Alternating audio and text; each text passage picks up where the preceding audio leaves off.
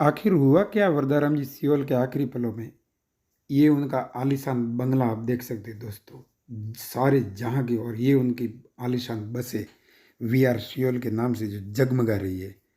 दोस्तों, वरदाराम जी सियोल, ये जिस शख्स का मैं जिक्र करने जा रहा हूँ दोस्तों, ये उनका एक खुशहाल परिवार। आप देखिए दोस्तों, पूरे परिवार के साथ में ज़िंदगी कब क्या मोड़ ले जाए दोस्तों, कह नहीं सकते। आने वाला पल क्या हो, इस शख्सियत को देखिए दोस्तों, ये जो खड़े हैं वरदाराम जी सियोल। जिंदगी के तमाम जो भव्यता, और आप देखिए ये वीआईपी से वीआईपी गाड़ियाँ, बड़े बड़े आलीशान उनका बंगला, घर और ट्रैवल्स बसें, बड़ा उनका एक व्यवसाय का दायरा। लेकिन दोस्तों, ज़िंदगी, वो कहते हैं कि कब कहाँ क्या हो जाए कुछ कह नहीं सकते। अभी अ, मात्र एक दिन पहले वरदाराम जी सियोल का ये आलीशान बंगला और अ, उसको फ्रीज किया था। एक कार्रवाई हुई थी, बड़ी कार्रवाई। और उसके बाद में वरदाराम जी सियोल, अब देखिए तकदीर कहाँ से कहाँ ले जाती है। एक मात्र 2 दिनों के भीतर कैसे माहौल और मामला, बिल्कुल ही जो अकल्पनीय, अपन सोच नहीं सकते। और वो वहाँ से ये कार्रवाई होने के बाद में वरदाराम जी सियोल प्रयागराज के लिए, कहते हैं कि कुंभ, महाकुंभ के लिए निकल जाते हैं। और एक्सप्रेस हाईवे पर उन्होंने सोचा नहीं था दोस्तों, जिंदगी कहाँ से कहाँ ले। अपन सिर्फ आकलन, कल्पना कर सकते हैं। वैसे ये अभी जांच पड़ताल का विषय है, और जांच तफ्तीश में जो कायदा कानून संवैधानिक दायरों के अंतर्गत पुलिस या जांच में सब सच्चाई सामने आएगी कि आ, कैसे हुआ ये सब, और आखिर क्या कारण थे। लेकिन दोस्तों, एक बात मुझे याद आ गई कि जैसे माधवराव सिंधिया थे, एक बड़ा कद्दावर नाम देश की राजनीति में और रा, राजवंशों में। तो उनके जो आखिरी लम्हात थे, उनका जो प्लेन क्रैश हुआ, और उस हवाई जहाज के उस दुर्घटना, दुखांतिका के बाद में काफ़ी देर के बाद में, उस दिन बरसात भी हो रही थी, और सदा इतनी भव्यता में जीने वाले उनकी, कहते हैं कि जो उनकी देह थी, वो फिर जो सड़क मार्ग से, और ऊपर बरसात हो रही है, और ऐसा कहा जा रहा है कि ट्रॉली में डाल करके, और बहुत सा जीवन कहाँ से कहाँ नहीं ले जाए। दोस्तों, Vardaram ji Seoul, we are travels नाम ब्रांड जिसका है, और आप ये स्क्रीन के ऊपर देख रहे हैं, एक खुशहाल परिवार के मालिक। और वरदाराम जी सियोल, ये आप देख सकते हैं दोस्तों, किस तरह से एक विवाह प्रोग्राम, खुशियों का मेला और नृत्य में लीन। लेकिन इंसान, अपन, आप, हम, वरदाराम जी, कोई सोच नहीं सकते कि अगला आने वाला पल कैसा हो और क्या से क्या हो जाए। दोस्तों, श्री वरदाराम जी सियोल के आकस्मिक रूप से इस संसार से सदा के लिए विदा होने के इन लम्हों को लोगों ने, दोस्तों, ये आप स्क्रीन के ऊपर देखिए, कितने लोग आए। कहते हैं कि इंसान का पता ऐसे लम्हों में ही पड़ता है कि कितने लोग उनके लिए आए हैं। आप देखिए, अथाह जन सैलाब वरदाराम जी सियोल के लिए उमड़ा है।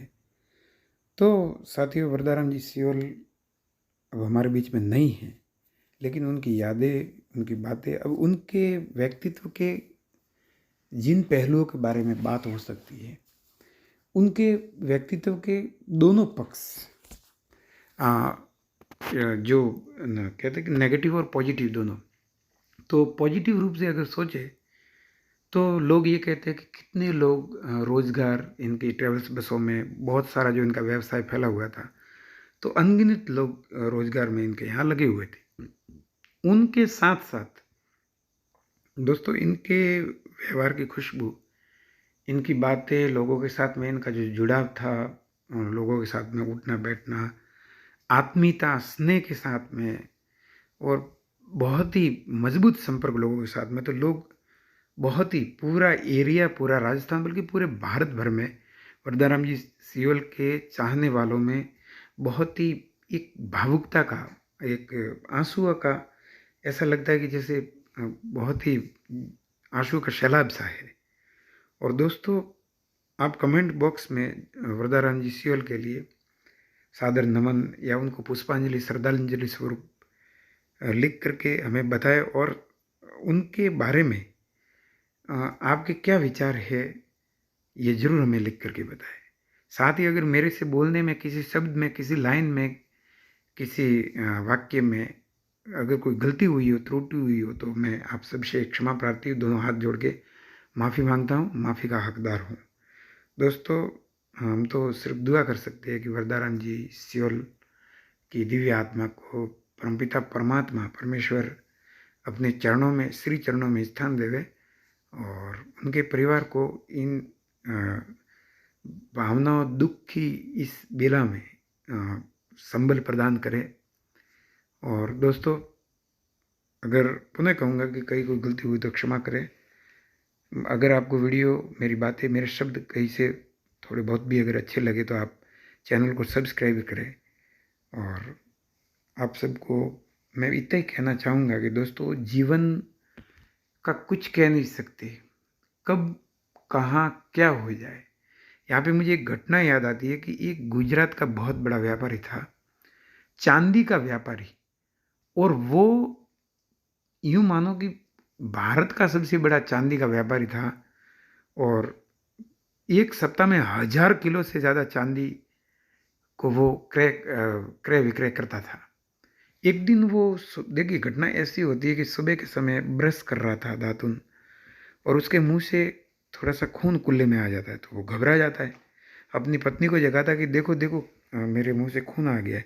तो पत्नी कहती है कि इतना डरने की जरूरत नहीं है, कोई दवाई ऐसे जैसे मशूड़े वगैरह में कोई मलाई फूटी होगी तो आप देख लो एक बार। फिर वो एक छोटे डॉक्टर के पास में दवाई लाते, डॉक्टर 3 दिन की दवाई देते। 3 दिन में जब उनके फर्क नहीं पड़ता है तो वो डॉक्टर के पास वापस जाते थे, तो डॉक्टर कहता कि मुझे थोड़ा डाउट है, आप बड़े डॉक्टर के पास में चेक करवाइए। फिर वो बायोप्सी करवाते तो उनको 4th स्टेज के कैंसर की पुष्टि होती है। फिर वो, दोस्तों, कहते हैं कि कहाँ चेक करवाए। डॉक्टरों को पूछा कि इसका क्या है, उन्होंने कहा कि अब आप सिर्फ महीने 1.5 महीने के मेहमान हैं इस धरती पर। तो इतना बड़ा वो अरबपति खरबपति, एक पल में घबरा जाता है इंसान। वो फिर मुंबई के, भारत के सबसे बड़े टाटा मेमोरियल कैंसर हॉस्पिटल में जाता है। वहाँ के डॉक्टरों को कहता है कि मैं जीना चाहता हूँ, कितने ही पैसे हो जाए, करोड़ों ले लो, लेकिन मेरे को बचा लो। डॉक्टर हाथ खड़े कर देते हैं।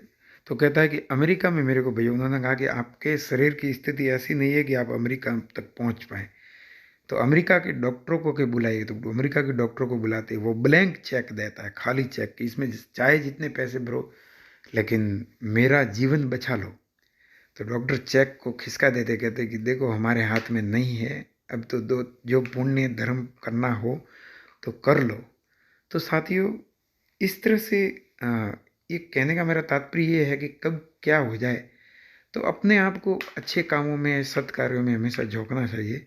लेकिन बहरहाल इतना कह सकते हैं कि वी आर जी सियोल, वरदाराम जी सियोल के लिए आज पूरे भारत भर में सोशल मीडिया के हर प्लेटफॉर्म पर, चाहे वो फेसबुक हो, चाहे वो इंस्टाग्राम हो, चाहे वो व्हाट्सअप हो या एक्स हो, हर जगह वरदाराम जी सियोल के बारे में ये खबर पड़ी जा रही है कि भाई एक दिन पहले उनका घर फ्रीज किया गया, करोड़ों की संपत्ति फ्रीज की गई, और आज वो दुनिया से ही रुखसत हो गए।